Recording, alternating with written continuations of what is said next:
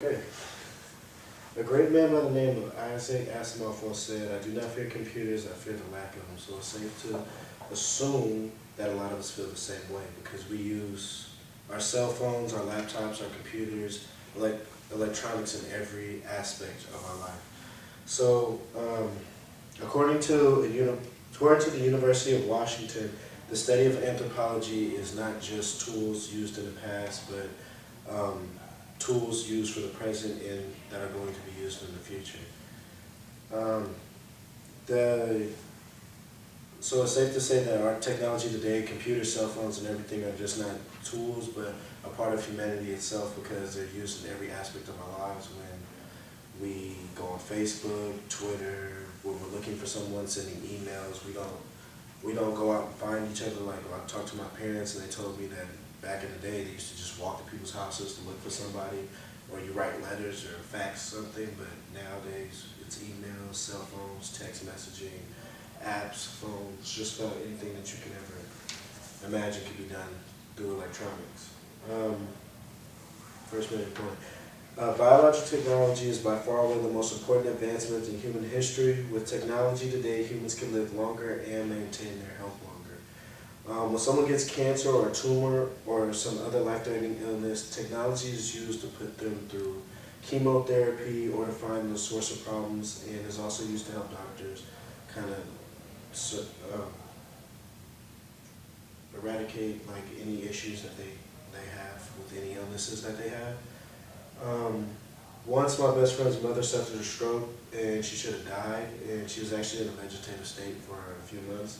And through quick action of paramedics, through the rehab she underwent, she can now function just as good as she could before and is now going back to work. The Roe Biotechnology and Medicine Company. The book states that through technology and advancement, there have been many breakthroughs in chronic illnesses such as HIV. Through technologies, doctors can now identify special enzymes. Through biopharmaceutical advancements, the pathogens for HIV can now be held in check for decades, and in some cases can even be cured. Through biotechnology, people are able to maintain their health for a lot longer. The lifespan of human beings, ever since we've discovered things such as stem cells or through biotechnology, has expanded to late 80s, when usually it used to be like early 60s.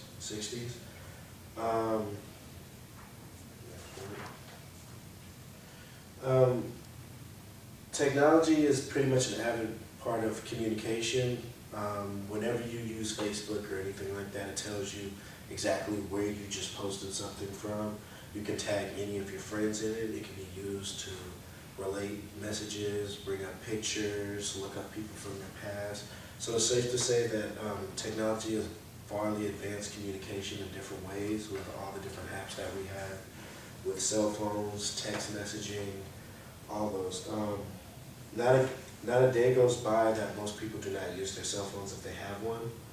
The American Life Project shows that 54% of teens text, 38% of teens call on a cell phone, and 32% of teens talk face-to-face. So, in average, more people are texting than they are even speaking to each other. Technology brings us closer to our friends and sometimes to our enemies, like Facebook, Twitter, anything like that. I'm sure you all know about people arguing over Twitter, celebrities. All that may have seemed out of reach is definitely within reach. You can talk to your favorite celebrities via Twitter, anything like that. I'm sure you know about that, right? And it also has changed the way we use our spare times. With all the apps coming through with phones, like I'm sure everyone's played the game Temple Run, Angry Birds, things like that, that you have. Before you used to have to go to the store and buy a whole system to play games. Now it's just like 10 seconds, download it on your phone, you can play games for hours. And also, I don't know anybody who doesn't use Facebook like on a day-to-day basis. So it's safe to say a lot of people actually spend hours on their Facebook. Their Facebooks are linked to their phone. They can access Facebook through anything, any notifications that come up on Facebook are immediately sent to their phone. Or Twitter, Instagram, is a huge one. An article written on our technology-obsessed generation says that the average adult devotes most of their recreational time using the internet instead of going to stores. More people shop online than in stores across the U.S.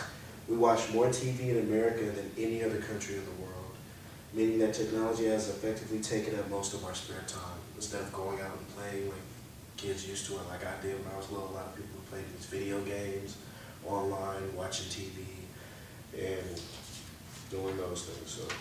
So, technology has definitely changed the work element. I know you guys have been in classes. They now have kiosks where they can take a pen and write on a screen, and it shows up on the on whatever that you're looking at. When I took a math class, he had like an electronic pen that he wrote on the kiosk, and everything came up on the screen that we were watching.